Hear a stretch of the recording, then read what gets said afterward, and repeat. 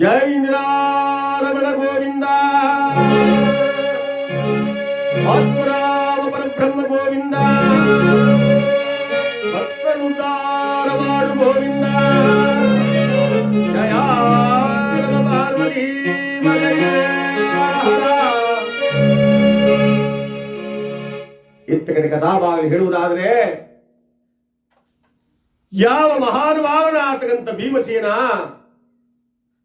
ಧರ್ಮರಾಯರ ಮಾತಿಗೆ ಹೂಗೊಟ್ಟು ಆ ಅರ್ಜುನನ ಶವವನ್ನು ಅಲ್ಲ ಬಿಟ್ಟು ಮುಂದಕ್ಕೆ ಸಾಗ್ತಾ ಇದ್ದಾರಂತೆ. ಆ ಹಿಮವತ್ ಪರ್ವತದಲ್ಲಿ ಮೇಲಿನಿಂದ ಸುರಿಯುವುದು ಹಿಮ, ಅಡ್ಡಲಾಗಿ ಹರಿಯುವುದು ಹಿಮ, ಕಾಲಿನಿಂದ ತುಳಿಯುವುದು ಅಗಾಧವಾದ ಹಿಮ. ಗಡ ಗಡ ಗಡ ಗಡ ಗಡ ನಡುಗುತ್ತಾ ಆ ಚಳಿಯಲ್ಲಿ ಮುಂದೆ ಮುಂದೆ ಶ್ವಾನ ಹೋಗ್ತಾ ಇದೆ. ಶ್ವಾನದ ಧರ್ಮರಾಯ, ಧರ್ಮರಾಯನಿಂದ ಭೀಮಸೇನ. ಉಳಿದಿರುವವರಿಬ್ಬರು ಮಾತ್ರ ಉಳಿದಿದ್ದಾರೆ.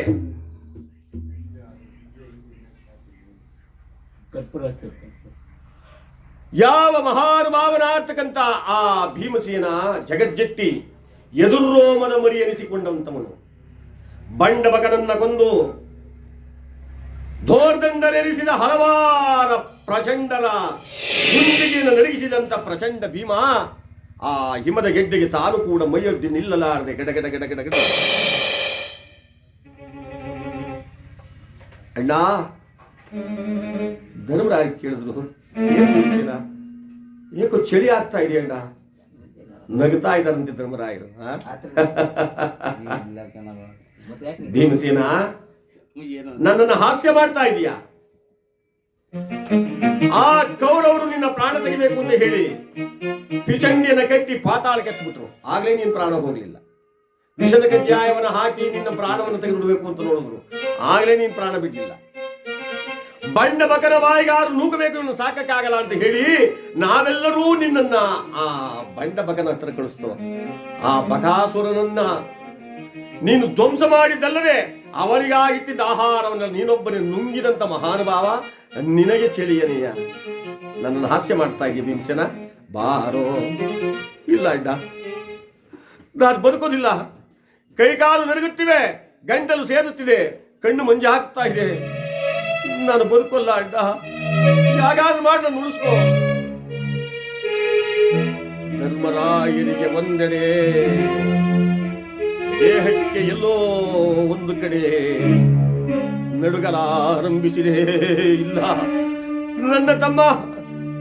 ನನ್ನ ತಮ್ಮ ಸಾಯಬಾರದು ಬಾ ಅಂತ ಹೇಳಿ ಭೀಮಸೇನನ್ನ ಅಪ್ಪಿಕೊಂಡು ತೊಡೆಯ ಮೇಲೆ ಮಲಗಿಸಿಕೊಂಡು ಕೈ ಕಾಲುಗಳನ್ನು ಸವರುತ್ತಾ ಮುಖದ ಮೇಲೆ ಕೈ ಆಡಿಸ್ತಾ ಇದ್ದಾರಂತೆ. ಅಣ್ಣ ಅಣ್ಣ ಅಣ್ಣ, ಹಾರಿತೇ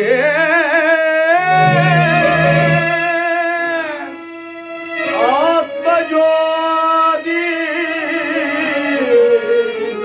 ಅಳಿಯಿತೇ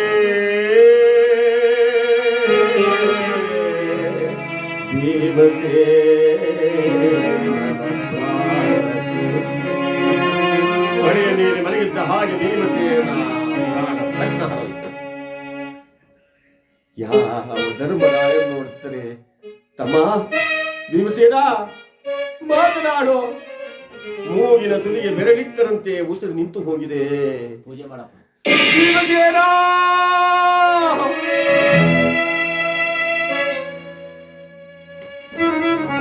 ಪ್ರಪಂಚದಲ್ಲಿ ಯಾರು ಪ್ರಾಣ ಬಿಟ್ಟರೂ ಚಿಂತೆ ಇಲ್ಲ ಧರ್ಮರಾಯನಿಗೆ.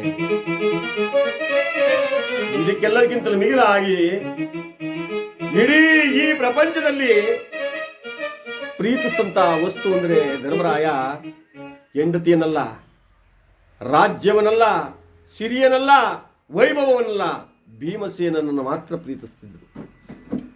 ಅಂತಹ ತಮ್ಮನನ್ನು ಕಳೆದುಕೊಂಡಾಗ ಎಲ್ಲಿಲ್ಲದ ದುಃಖ ಹುಮ್ಮಳಿಸುತ್ತಿದೆ ಧರ್ಮರಾಯನಿಗೆ. ಮಾತನಾಡು ಭೀಮಸೇನ, ಈ ಹಣ್ಣನನ್ನು ಒಂಟಿ ಹಾಗೆ ಮಾಡಬೇಡ, ಮಾತನಾಡೋ. 12 ವರ್ಷ ವನವಾಸ ಮಾಡಬೇಕಾದರೆ ಯಾವುದೇ ಆಹಾರವನ್ನಾಗಲಿ ಗೆಡ್ಡೆ ಗೆಣಸನ್ನಾಗಲಿ ತಂದು ಒಂದು ಕಡೆ ಶೇಖರಣೆ ಮಾಡಿದಾಗ ನಾವೆಲ್ಲರೂ ಒಂದು ಭಾಗವನ್ನು ತಿಂದು ನೀನೊಬ್ಬನಿಗೆ ಒಂದು ಭಾಗವನ್ನು ಕೊಟ್ಟು ಸಾಕುತ್ತಲ್ಲೋ. ಎಂತೆಂತ ಕಷ್ಟ ಕಾಲದಲ್ಲಿಯೂ ನೀನನ್ನು ಕಾಪಾಡಿದೀಯ. ನೀನಿಲ್ಲದಿದ್ದರೆ ಪಾಂಡವರ ಹೆಸರು ಯಾವತ್ತೂ ಬೆಂದು ಬೂದಿ ಆಗೋಗ್ತಾ ಇತ್ತು. ಇಡಂಬನೆಂಬ ರಕ್ಕಸ ನಮ್ಮನ್ನು ನುಂಗಲು ಬಂದಾಗ ನೀನೊಬ್ಬರೇ ಅವರೊಡನೆ ಹೋರಾಡಿ ನಮ್ಮನ್ನು ಉಳಿಸಿದಂತ ಪುಣ್ಯಾತ್ಮ ಈಗ ನನ್ನನ್ನು ಬಿಟ್ಟು ಹೊರಟೋದಿಯ. ಮಾತನಾಡೋ. ಅರಗಿನ ಮನೆಯಲ್ಲಿ ಯಾವತ್ತು ಬೆಂದು ಬೂದಿ ಆಗೋಗ್ಬೇಕಾಗಿತ್ತು ಈ ಪಾಂಡವರೆಲ್ಲರೂ. ನೀನು ನಮ್ಮನ್ನ ಹೆಗಲ ಮೇಲೆ ಹೊತ್ತು ಈಚೆಗೆ ತಂದು ಪ್ರಾಣವನ್ನು ಕಾಪಾಡಿದೆ. ಈಗ ನೀನಿಲ್ಲ ಅಂದ ಮೇಲೆ ನಾನು ಬದುಕಿರುವೆ. ಮಾತನಾಡೋ. ಗಿಳಿಯು ಪಂಜರದೋಳಿಲ್ಲ, ಶ್ರೀರಾಮ ರಾಮ ಬರಿದೆ ಪಂಜರವಾಯಿತಲ್ಲ. ಗಿಳಿಯು ಪಂಜರದೋಳಿಲ್ಲ.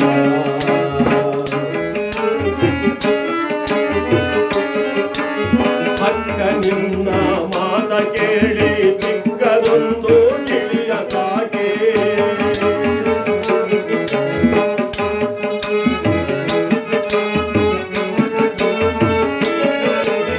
ಅಕ್ಕ ನೀನಿಲ್ಲದ ವೇಳೆ ಬೆಕ್ಕು ಕೊಂಡೊಯ್ಯದಲ್ಲೇ. ಅಕ್ಕ ನೀನಿಲ್ಲದ ವೇಳೆ ಬೆಕ್ಕು ಕೊಂಡೊಯ್ಯದಲ್ಲೇ. ಗಿಳಿಯೋ ಪಂಜರದೋಳಿಲ್ಲ. ಶ್ರೀರಾಮ ರಾಮ ಬರಿದೆ ಪಂಜರವಾಯಿತಲ್ಲ. ಗಿಳಿಯೋ ಪಂಜರದೋಳಿಲ್ಲ. ಯಾವ ಗಿಳಿ? ಆತ್ಮ ಅಂತಕ್ಕಂಥ ಗಿಳಿ ದೇಹ ಅಂತಕ್ಕಂಥ ಪಂಜರವನ್ನು ಬಿಟ್ಟು ಹಾರೊರಟೋಗಿದೆ. ಅಕ್ಕ ನಿನ್ನ ಮಾತು ಕೇಳಿ ಚಿಕ್ಕದೊಂದು ಗಿಳಿಯ ಸಾಕಿದೆ. ಪುಣ್ಯಾತ್ಮರು ಏನ್ ಬರೆದಿದ್ದಾರೆ ಪುರಂದಾಸರು ಅಂದ್ರೆ, ಆಸೆ ತೋರಿ ಪ್ರೀತಿ ತೋರಿ ಮಕ್ಕಳನ್ನು ಹಡೆದು ಮಕ್ಕಳನ್ನು ಪಡೆದು ಏನೇನೋ ಮನದೊಳಗೆ ಕಲ್ಪನೆ ಇಟ್ಟುಕೊಂಡಂತ ತಾಯಿ ಯಾವ ರೀತಿ ಆ ರಂಗಮನ್ನು ಹೊರಟೋದ್ರೋ ಅದರಂತೆಯೇ ಈ ಭೀಮಸೇನನ ಪ್ರಾಣವು ಹಾರಿ ಹೋಗಿದೆ.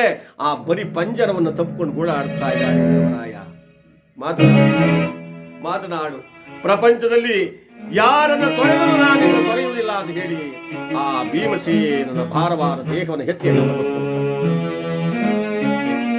ದಿಟ್ಟವಾದ ಹೆಜ್ಜೆ ಇಡುತ್ತಾ ನಿನ್ನನ್ನು ನಾನು ಸ್ವರ್ಗಕ್ಕೆ ಕರ್ಕೊಂಡು ಹೋಗ್ತೇನೆ ತಮ್ಮ ಬಾ ಅಂತ ಹೋಗ್ತಾ ಇದ್ದಾರೆ. ಶ್ರೀಮನ್ನಾರಾಯಣ ವೈಕುಂಠದಲ್ಲಿ ಕುಳಿತಿರ್ತಕ್ಕಂಥ ಪರಮಾತ್ಮ ಯೋಚನೆ ಮಾಡಿದ, ಓಹೋ ಕಾಯ ಸಹಿತವಾಗಿ ಸ್ವರ್ಗಕ್ಕೆ ಬರಬೇಕಾದವನು ಧರ್ಮರಾಯ ಮಾತ್ರ. ಈ ಭೀಮಸೇನನ ಶವನು ಹೊತ್ಕೊಂಡು ಬರ್ತಾ ಇದ್ದಾನೆ. ಈಗ ಮಾಡುವುದೇನು? ಥಟ್ಟನೆ ಅವತಾರ ಪುರುಷ ಮಹಾನುಭಾವ ಸರ್ವಂತರ್ಯಾಮಿ ಸಾಮಾನ್ಯದವನೇ ಒಬ್ಬ ಬ್ರಾಹ್ಮಣ ವೇಷ ಹಾಕಿಕೊಂಡು ಒಂದು ತುಂಡು ಪಂಚೆಯನ್ನು ಸುತ್ತುಕೊಂಡು ಕಣಕಡ್ಡಿಯಂತೆ ಕೈಕಾಲುಳ್ಳವನಾಗಿ ಅಜ್ಜಜ್ಜು ಮುದುಕನಾಗಿ ಅಲ್ಲಿಗೆ ಬಂದವನೇ ಸುಮ್ಮನೆ ಬರಲಿಲ್ಲ. ವಿಶಾಲವಾದ ಒಂದು ಕಲ್ಯಾಣಿಯನ್ನು ಸೃಷ್ಟಿ ಮಾಡಿದ. ಒಂದು ಅಶ್ವತ್ಥ ವೃಕ್ಷವನ್ನ ತಲೆ ಕೆಳಗೆ ಮಾಡಿ ಬುಡ ಮ್ಯಾಲ್ ಮಾಡಿ ಇಟ್ಬಿಟ್ಟ. ಎಂಥ ವಿಚಿತ್ರ ಒಂದು ನಾಟಕ. 101 ರಂಧ್ರ ಉಳ್ಳಂತ ಒಂದು ಗಡಿಗೆಯನ್ನು ತಗೊಂಡು ಆ ಕಲ್ಯಾಣಿಯಿಂದ ಆ ಅಶ್ವತ್ಥ ವೃಕ್ಷಕ್ಕೆ ನೀರು ಒಯ್ತಾವನೆ. ಲೋಕ ನಗಬೇಕು ಅವನ ಅವತಾರಕ್ಕೆ. ಆ 3 ಮೆಟ್ಟು ಹತ್ತುತ್ತಾನೆ, ಅಲ್ಲೇ ಚೆಲ್ಲೋಯ್ತವೆ ನೀರು, ಮತ್ತೆ ಮಗೆಗೆ ಹೋಯ್ತಾನೆ. ಮತ್ತೆ ಜೋರಾಗಿ ಹೊರ ಬರ್ತಾನೆ, 4ನೇ ಮೆಟ್ಟಿಗೆ ಬರ್ತಾನೆ, ಮತ್ತೆ ಚೆಲ್ಲೋಯ್ತವೆ, ತಿರ್ಗ ಮಗೆಗೆ ಹೋಗ್ತಾನೆ. ಆ ಸಮಯಕ್ಕೆ ಸರಿಯಾಗಿ ಧರ್ಮರಾಯರಲ್ಲಿ ಬಂದು ನಿಂತುಕೊಂಡ್ರು. ಇವನು ಎಂತ ದಡ್ಡ ಬ್ರಾಹ್ಮಣಯ್ಯ, ತೂರು ಕಡೆಗೆ ತಗೊಂಡು ನೀರು ಎದ್ದು ನಿಂತವನೇ. ಒಂದು ವೇಳೆ ನೀರನ್ನು ಉಯ್ಯಬಹುದು, ಆದರೆ ವೃಕ್ಷವನ್ನ ತಲೆ ಕೆಳಗೆ ಮಾಡಿ ಬುಡ ಮೇಲೆ ಇಟ್ಟವನೇ. ಅದು ಚಿಗುರೋದುಂಟಾ, ಫಲ ಕೊಡೋದುಂಟಾ? ನೀನು ಎಂಥ ದಡ್ಡನಯ್ಯ. ಅಯ್ಯ ಬ್ರಾಹ್ಮಣ, ಈ ಕಾರ್ಯವು ನಿನ್ನಿಂದ ಆಗದು, ಸ್ವಲ್ಪ ನಿಲ್ಲು. ಯಾಕಪ್ಪ? ರಂಧ್ರವಾದ ಪಾತ್ರೆಯಲ್ಲಿ ನೀರು ಬರೋಲ್ಲ, ತಲೆ ಕೆಳಗೆ ಮಾಡಿ ಬುಡ ಮೇಲೆ ಮಾಡಿ ನಿಂತಿರ್ತಕ್ಕಂಥ ಮರ ಚಿಗುರೋಲ್ಲ. ಯಾವ ಪುರುಷಾರ್ಥಕ್ಕಾಗಿ ಕಾರ್ಯ ಮಾಡ್ತಾ ಇದೆಯಾ ನೀನು? ಎಂಥ ದಡ್ಡ ಬ್ರಾಹ್ಮಣಯ್ಯ ನೀನು ಅಂದ್ರು ಧರ್ಮರಾಯರು. ಹೆಗಲ ಮೇಲೆ ಭೀಮಸೇನ ಶವ ಇದೆ. ಹೌದು ಸ್ವಾಮಿ, ನಾನು ಮಾತ್ರ ದಡ್ಡ, ನೀನು ಬಹಳ ಬುದ್ಧಿವಂತ. ಯಾಕಯ್ಯ, ನಾನೇನು ಮಾಡಿದೆ? ಆತ್ಮವೋ ದೊಡರೇಗ ಅಗ್ನಿಮೋತ್ರನ ಬಾಲೋ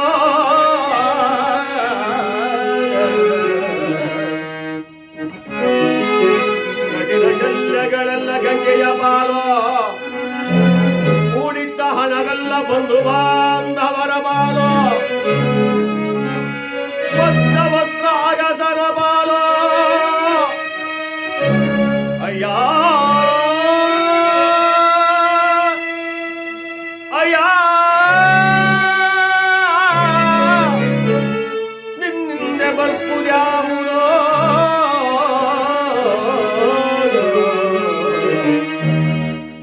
ಅಯ್ಯ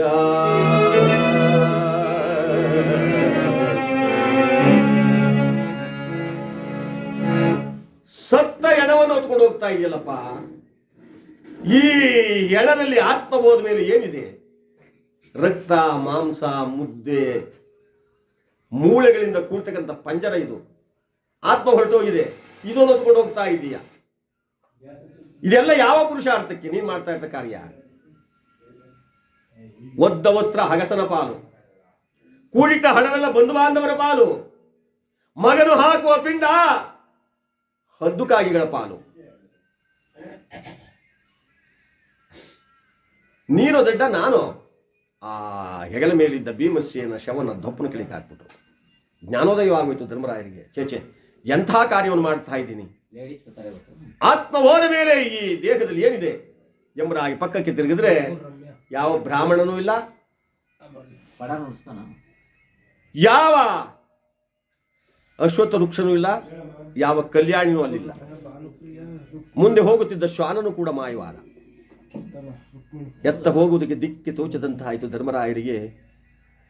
ಬರುವಾಗ 6 ಜನ ನಾ ಮಂಡಿಯಾಗಲೇ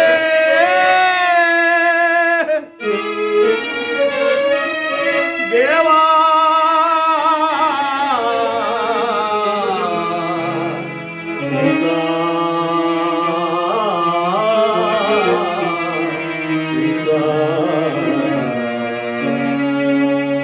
ಬರುವಾಗ 6 ಜನಗಳು ಜೊತೆಲಿ ಬಂದು ಈಗ ನನ್ನೊಬ್ಬನನ್ನು ಮಾಡಿ ಎಲ್ಲರೂ ದೂರ ಆದಿರ. ನಾನೊಬ್ಬ ಬದುಕಿದ್ದು ಪ್ರಯೋಜನವೇನು? ನಾನು ಕೂಡ ಪ್ರಾಣ ಬಿಡಬೇಕು ಅಂತ ಹೇಳಿ ಯಾವ ಧರ್ಮರಾಯರು ಅಡ್ಡಲಾಗಿ ಹರಿಯುವ ನದಿಯೊಂದರ ಬಳಿಗೆ ಬಂದರು. ಇನ್ನೇನು ಆ ನದಿಗೆ ಬೀಳಬೇಕು. ಆ ನದಿಯಿಂದ ಒಂದು ಶಬ್ದ ಬಂತು. ಧರ್ಮನಂದನ, ಮುಟ್ಟಬೇಡ, ನನ್ನನ್ನು ಮುಟ್ಟಬೇಡ. ನಾನು ದೋಷಪೂರಿತವಾಗಿದ್ದೇನೆ, ದೋಷಪೂರಿತವಾಗಿದ್ದೇನೆ, ಅಸಹ್ಯರಹಿತವಾಗಿದ್ದೇನೆ. ಅಂತಹ ನನ್ನನ್ನು ನೀನು ಮುಟ್ಟಬಾರದು. ನೀನು ಸತ್ಯಾತ್ಮ, ಧರ್ಮಾತ್ಮ, ನೀತಿವಂತ, ಗುಣವಂತ, ನೀನು ಧರ್ಮರಾಯನಪ್ಪ. ಅಮ್ಮ, ನಾನು ಪ್ರಾಣ ಕಳ್ಕೊಳ್ಳೋಕೋರು ನೀನು ಬಿಡ್ತಾ ಇಲ್ವಲ್ಲ? ಇಲ್ಲ, ನೀನು ಪ್ರಾಣ ಕಳ್ಕೋಬಾರ್ದು. ನಾನು ಕೇಳುವ ಪ್ರಶ್ನೆಗೆ ಉತ್ತರವನ್ನು ಕೊಟ್ಬಿಡು, ನಾನೇ ನಿನ್ನ ದಾರಿ ಬಿಡ್ತೀನಿ. ತಾಯಿ, ನೀನು ಕೇಳುವ ಪ್ರಶ್ನೆಗೆ ಉತ್ತರವನ್ನು ಕೊಡುವಷ್ಟು ಶಕ್ತಿ ನನ್ನಲ್ಲಿದೆಯೇ. ಸಾಧ್ಯವಾದ ಮಟ್ಟಿಗೆ ಹೇಳ್ತೀನಿ, ಕೇಳಮ್ಮ. ಧರ್ಮನಂದನ, ಈ ಪ್ರಪಂಚದಲ್ಲಿ ಅತಿ ವೇಗವಾದಂತ ವಸ್ತು ಯಾವುದು? ಬಸ್ಸ, ರೈಲ, ಏರೋಪ್ಲೇನ, ಕಾರ? ಯಾವ ಕಾರು ಅಲ್ಲ, ಏರೋಪ್ಲೇನು ಅಲ್ಲ. ಮತ್ಯಾವುದು? ನಿಮಗೆ ಅರ್ಥ ಆಯ್ತಾ? ಮನೋವೇಗಕ್ಕಿಂತ ವೇಗ ಇನ್ನೊಂದಿಲ್ಲ ಜಗತ್ತಿನಲ್ಲಿ. ಈ ಮನಸ್ಸಿಗಿಂತ ವೇಗವಾದ್ದು ಪ್ರಪಂಚದಲ್ಲಿ ಯಾವುದೂ ಇಲ್ಲ. ಈ ಮನಸ್ಸು ಈಗ ತತ್ಕ್ಷಣದಲ್ಲಿಯೇ ಬೇಕಾದ್ರೆ ಬೆಂಗಳೂರು ಹೊಂಟೋಗುತ್ತೆ, ಈ ಕ್ಷಣದಲ್ಲಿಯೇ ಬೆಳಗೋಡಿಗೂ ಹೋಗ್ಬೋದು. ಮನಸ್ಸು ಮಾತ್ರ ಈಗ ಬಾಂಡಪುರಕ್ಕೆ ಹೋಗಿ ಬಂದ್ಬಿಡ್ತದೆ. ಮನಸ್ಸು ಮಾತ್ರ.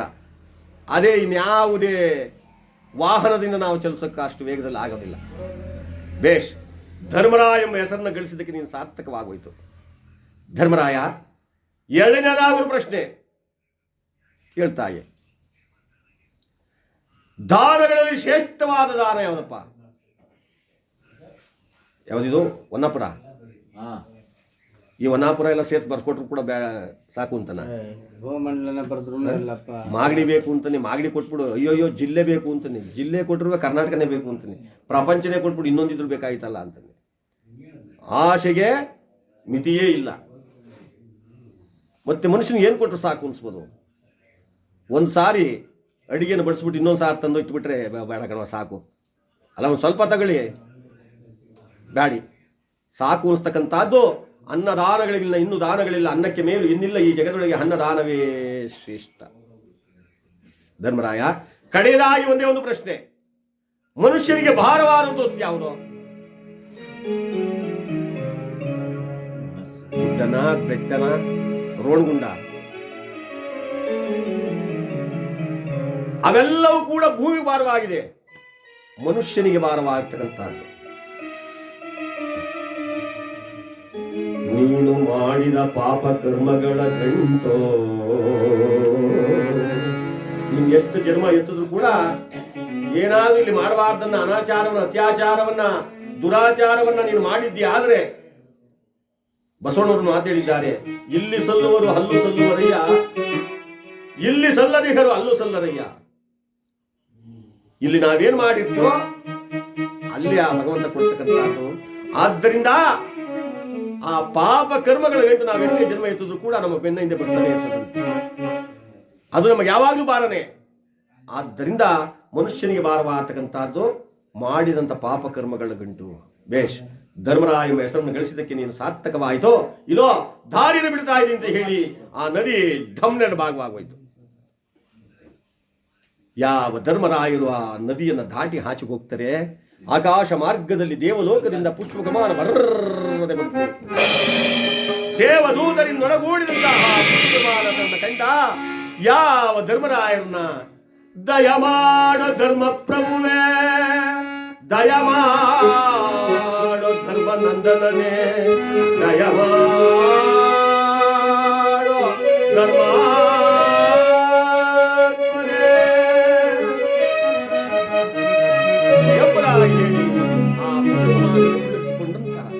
ಯಾವ ದೇವದೂತರು ನೇರವಾಗಿ ಸ್ವರ್ಗಕ್ಕೆ ತಂದು ನಿಲ್ಲಿಸಿದ್ದಾರೆ. ಆ ಸ್ವರ್ಗದಲ್ಲಿ ಧರ್ಮರಾಯರು ಕೆಳಗಡೆ ಇಳಿಯಬೇಕಾದ್ರೆ ಮಲ್ಲೆ, ಮಲ್ಲಿಗೆ, ಹುರುಗ, ಸೇವಂತಿಗೆ ಎಲ್ಲ ಪುಷ್ಪಗಳ ರಾಶಿಯನ್ನು ಹಾಕಿದ್ರು. ಆ ಹೂವಿನ ಹಾಸಿಗೆಯನ್ನು ನಡೆದುಕೊಂಡು ಹೋಗ್ತಾ ಇದ್ದಾರೆ. ಏಕೆಂದ್ರೆ ಪಾದಕ್ಕೆ ಪಾದರಕ್ಷಣೆ ಹಾಕಿದ್ರೆ ಕ್ರಿಮಿಕೀಟಗಳು ಕಾಲಿಗೆ ಸಿಕ್ಕಿ ಪ್ರಾಣ ಬಿಡ್ತವೆ ಅಂತ ಪಾದಕ್ಕೆ ಪಾದರಕ್ಷಣೆ ಬಿಡದೆ ಮೇಲೆ ನಡೆದಂತ ಪುಣ್ಯಾತ್ಮವನು. ಅಂತಹ ಪುಣ್ಯಾತ್ಮನಿಗೆ ಆ ಹೂವಿನ ಹಾಸಿಗೆ ಮಾಡದೆ ಇನ್ನೇನ ಮಾಡ್ತಾರೆ? ನಾವು ಅಲ್ಲದಲ್ಲಿರೋ ಕಲ್ಲು ಮುಳ್ಳೆಲ್ಲ ತಗ ದಾರಿಗೆ ಎಸಿತೀವಿ. ಯಾಕೆ? ತುಳ್ಕೊಂಡ್ರು ಅವನೇ ತುಳ್ಕೊಂಡು ಹೋಗ್ಲಿ, ನಮ್ಮೆಲ್ಲ ಅಚ್ಚುಕಟ್ಟಾಗಿದ್ರೆ ಸಾಕು. ಇಲ್ಲಿ ನಾವು ಕಲ್ಲು ಮುಳ್ಳು ಹಾಕಿದ್ರೆ ಅಲ್ಲೇನು ಹಾಕ್ಬೋದು? ಕಲ್ಲು ಮುಳ್ಳು ಹಾಕ್ತಾರೆ, ಮುಯ್ಯಿಗೆ ಮುಯ್ಯಿ. ಅದಂತೆ ಯಾವ ಧರ್ಮರಾಯರು ಆ ಹೂವಿನ ಹಾಸಿಗೆ ನಡ್ಕೊಂಡು ಹೋಗ್ತಾ ಇದ್ರೆ 300 ಕೋಟಿ ದೇವತೆಗಳು, ರಂಬೆ, ಊರ್ವಶಿ, ಮೇನಕೆ, ತಿಲೋತ್ತಮಿನ ಗಾನ ನರ್ತನದಿಂದ, ಮಂಗಳವಾದ್ಯ ಧ್ವನಿಗಳಿಂದ ಯಾವ ದೇವಲೋಕದ ಆ ದೇವೇಂದ್ರ ತನ್ನ ಸಿಂಹಾಸನ ಕೆಳಗಿಳಿದು ಬಂದು ಯಾವ ಧರ್ಮರಾಯನ ಹೆದರುಕೊಂಡು ತನ್ನ ಅರ್ಧ ಸಿಂಹಾಸನದಲ್ಲಿ ಕುಂಡ್ರಿಸ್ಕೊಂಡಂತೆ. ಇಂದ್ಯಾರು ಬರಲಿಲ್ಲ, ಮುಂದಿನ್ಯಾರು ಬರುವುದು ಇಲ್ಲ, ಕಾಯ ಸಹಿತವಾಗಿ ಸ್ವರ್ಗಕ್ಕೆ ಬಂದವರು ನೀನು ಒಬ್ಬನೇಪ್ಪ. ಇಂದ್ಯಾರು ಬರಲಿಲ್ಲ, ಮುಂದಿನ್ಯಾರು ಬರುವುದಿಲ್ಲ. ನೀನು ಈ ಅರ್ಧ ಸಿಂಹಾಸನದಲ್ಲಿ ಕುಳಿತು ಈ ಸ್ವರ್ಗಕ್ಕೆ ಅಧಿಪತಿಯಾಗು. ನಾನು 101 ಯಾಗವನ್ನು ಮಾಡಿ ಈ ಸಿಂಹಾಸನ ಪಡ್ಕೊಂಡಿದ್ದೀನಿ. ನೀನು ಧರ್ಮ, ನ್ಯಾಯ, ನೀತಿ, ಸತ್ಯವನ್ನು ಉಳಿಸ್ಕೊಂಡು ಈ ಸಿಂಹಾಸನ ನೀನು ಪಡ್ಕೊಂಡಿದ್ದೀಯಾ. ಈ ಸ್ವರ್ಗಕ್ಕೆ ನೀನು ಅಧಿಪತಿಯಾಗು ಅಂದರೆ ನನಗೆ ಅಧಿಕಾರದ ವ್ಯಾಮೋಹ ನನಗಿಲ್ಲ. ಯಾವ ಅಧಿಕಾರವೂ ಯಾವ ಸ್ವರ್ಗ ಸುಖವೂ ನನಗೆ ಬೇಕಿಲ್ಲ. ನನಗೆ ಬೇಕಾಗ್ತಕ್ಕಂಥದ್ದು ಜಗದೊಡೆಯ ಶ್ರೀಹರಿ, ಆ ನಾರಾಯಣ, ವೈಕುಂಠವಾಸ, ಜಗದ್ರಕ್ಷಕ, ನೀಲಮೇಘ ಶ್ಯಾಮ, ದ್ವಾರಕೀನಾಥ, ರುಕ್ಮಿಣಿಪತಿಯನ್ನ ನಾನು ನೋಡಬೇಕು. ಆ ಪುಷ್ಪಕಮಾನದಲ್ಲಿ ಕುಳ್ಳಿರಿಸಿಕೊಂಡು ನೇರವಾಗಿ ವೈಕುಂಠಕ್ಕೆ ಕರ್ಕೊಂಡು ಹೋಗಿದ್ದಾರೆ. ವೈಕುಂಠದಲ್ಲಿ ಆ ಭಗವಂತನನ್ನ ಸ್ಮರಣೆ ಮಾಡ್ತಾ ಇದ್ದಾನೆ ಯಾವ ಧರ್ಮರಾಯ. ಶ್ರೀ ಶೇಷ ಶಯನ ನಾರಾಯಣ ಏಕಮಲ ನಯನ ದೀನವನ, ಶ್ರೀ ಶೇಷ ಶಯನ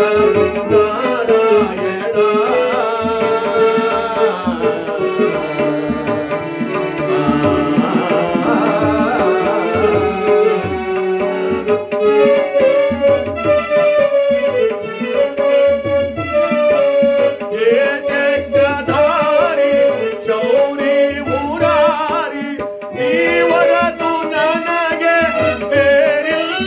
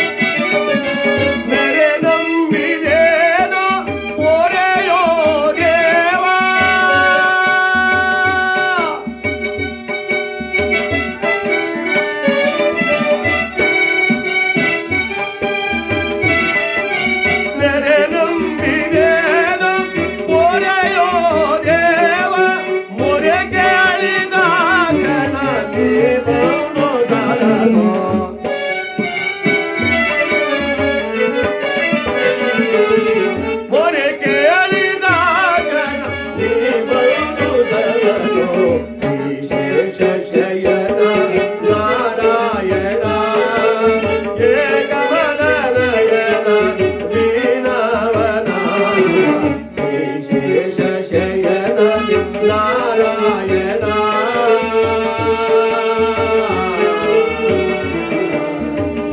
ಕೃಷ್ಣ.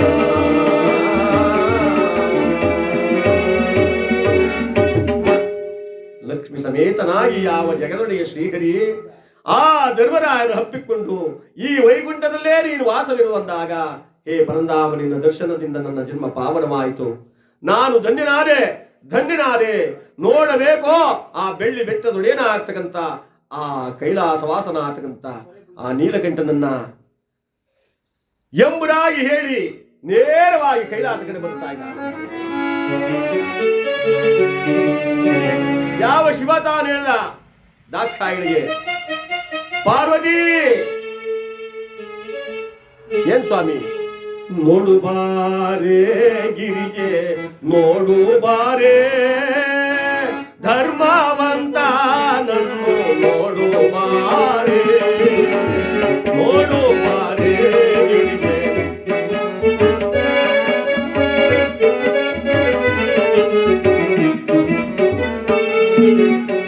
ಅವನ ಗುಣವ ಕೊಂಡಾಡುವಾರೆ,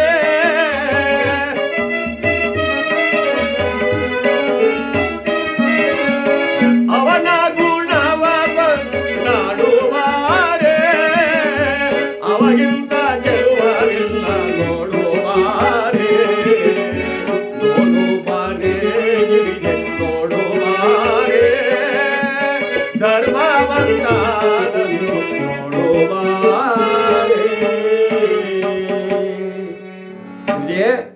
ಮಹಾಪುಣ್ಯಾತ್ಮ, ಆ ಧರ್ಮಾತ್ಮ, ಆ ಭೂಲೋಕದೊಡೆಯ ಆ ಧರ್ಮರಾಯನ ದರ್ಶನ ಮಾಡೋಣ ಬಾ ಅಂತ ಹೇಳಿ ಗಿರಿಜೆ ಸಮೇತನಾಗಿ ಯಾವ ಶಿವತಾನು ಬಂದು ಕೈಲಾಸ ದ್ವಾರದಲ್ಲಿ ನಿಂತಿದ್ದರೆ ಯಾವ ಶಿವಪಾರ್ವತಿಯರನ್ನ ಕಂಡು ಓಂ ನಮಃ ಶಿವಾಯ, ನಮಃ ಶಿವಾಯ, ನಮಃ ಶಿವಾಯ.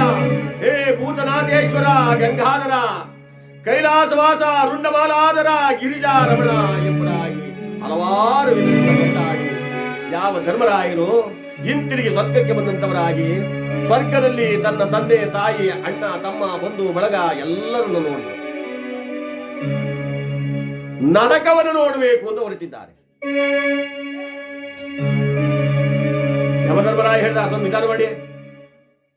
ಯಾಕಯ್ಯ, ನನ್ನ ಮಗ ಧರ್ಮರಾಯ ನರಕಕ್ಕೆ ಅವನು ಬಾಹ್ಯನಲ್ಲ, ನರಕ ದರ್ಶನ ಮಾಡಕ್ ಕೂಡುದು.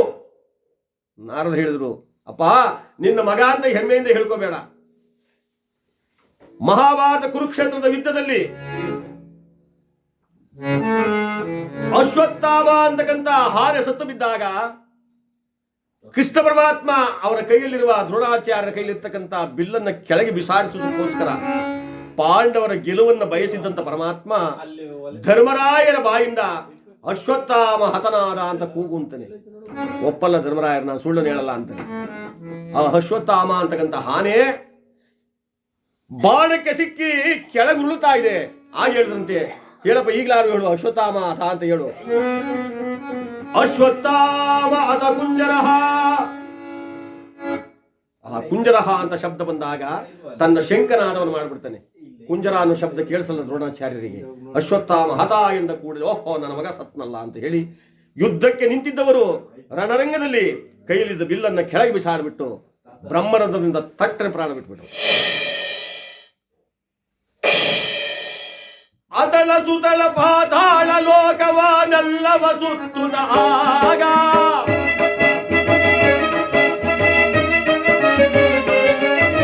ಸುತನನು ಹುಡುಕುದ ಬಂದನು ದ್ರೋಣ ಎಲ್ಲ ಲೋಕವನ್ನು ಹುಡುಕುತ್ತದೆ.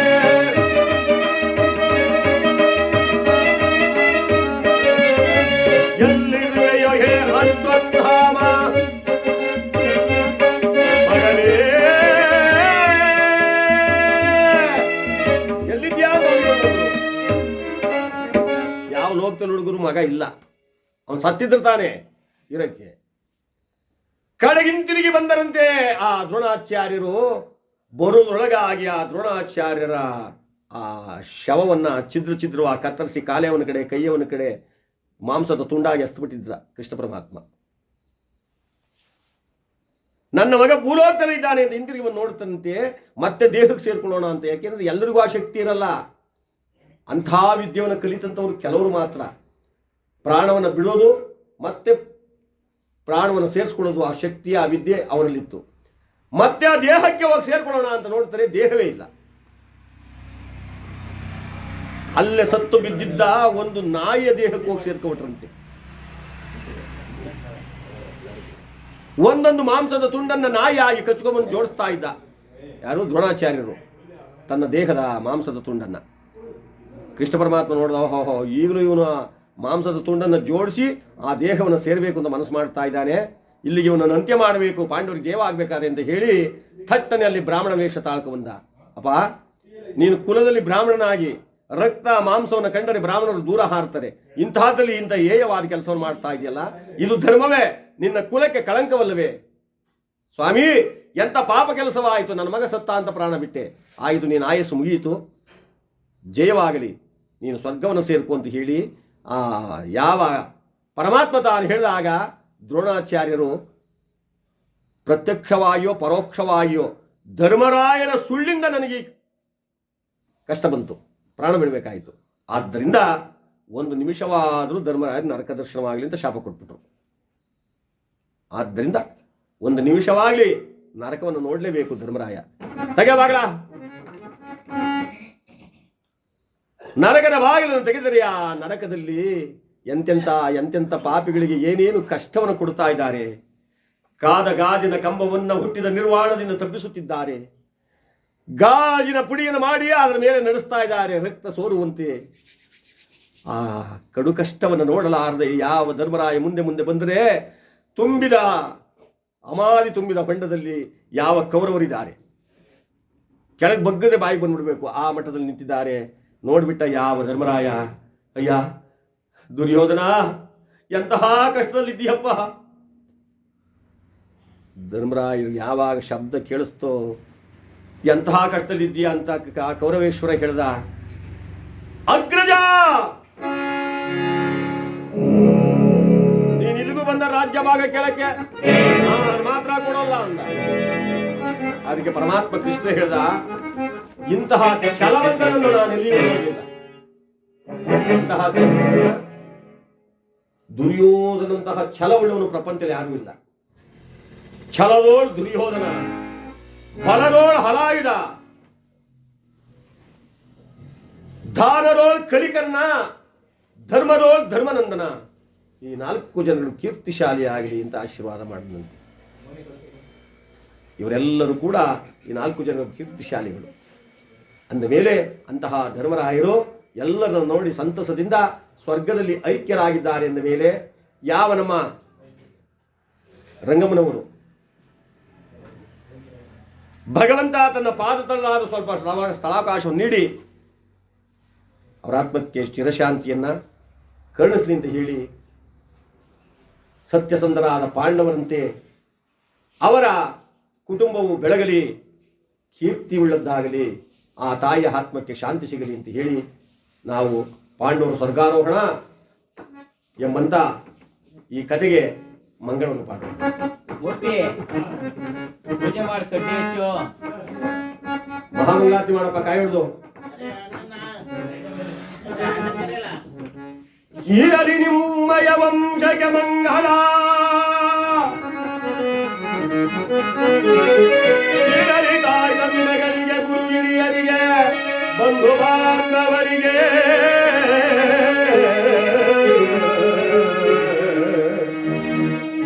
ಇರಲಿ ಕಳೆದ ಮನ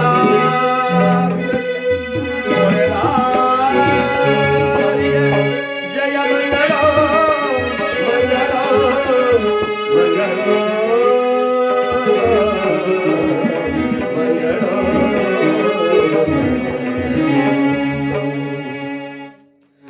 ಜಯ ಮಂಗಳವಾಗಲಿ, ಲೋಕಕ್ಕೆಲ್ಲ ಶುಭ ಮಂಗಳವಾಗಲಿ.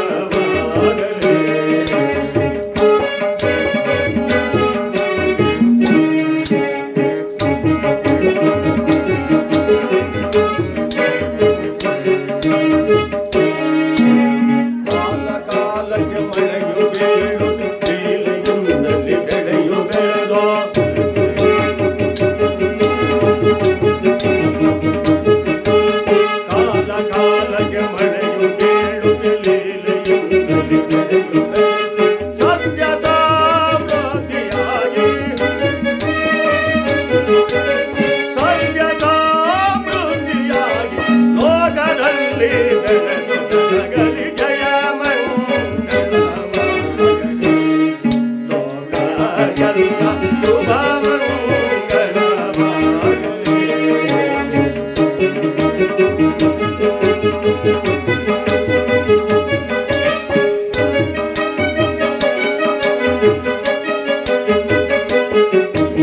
ಪುತ್ರನಾಗಲಿ ಪೌತ್ರನಾಗಲಿ ಇತ್ತು ಬಂದು ಒಗರಿ ಬಾಳಲಿ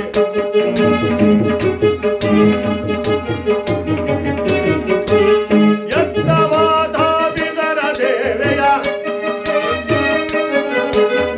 ಎತ್ತವಾದ ಬಿದರ ದೇವೆ ಹಬ್ಬದಂತೆ ಸುಗರು ಕೈಯ ಜಯ ಮಂಗಳವಾಗಲಿ ಲೋಕಕ್ಕೆಲ್ಲ ಶುಭ ಮಂಗಳವಾಗಲಿ.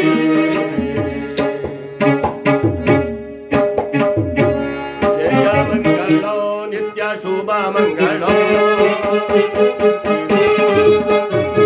ಜಯ ಮಂಗಳೋ ನಿತ್ಯ ಶುಭ ಮಂಗಳೋ ಶುಭ ಮಂಗಳೋ ನಿತ್ಯ ನಿಜ ಮಂಗಳೋ ನಿಜ ಮಂಗಳೋ ನಿತ್ಯ ಮಹಾಮಂಗಳೋ ಮಹಾಮಂಗಳೋ ನಿತ್ಯ ಸರ್ವಾ ಮಂಗಳೋ ಮಂಗಳೋ ಮಂಗಳೋ ಮಂಗಳೋ.